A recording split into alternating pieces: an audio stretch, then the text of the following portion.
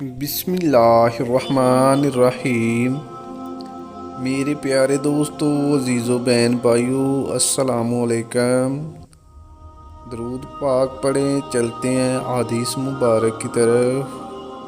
یہ حدیث مبارک بخاری شریف کی روایت ہے جو میں آپ لوگوں کے سامنے بیان کر رہا ہوں۔ حدیث مبارک کو آخر تک لازمی سنیے۔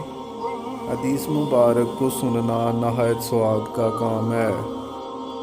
میں نے عبداللہ بن ابی اوفی رضی اللہ تعالیٰ عنہ سے سوال کیا، کیا نبی کریم نے کوئی وصیت فرمائی تھی؟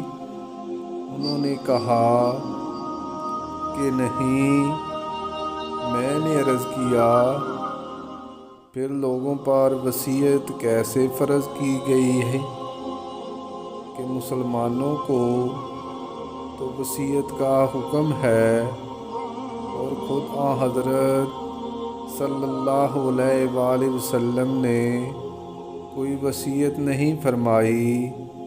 انہوں نے کہا کہ حضرت صلی اللہ علیہ وآلہ وسلم نے کتاب اللہ کو مضبوطی سے تھامے رہنے کی وصیت فرمائی تھی۔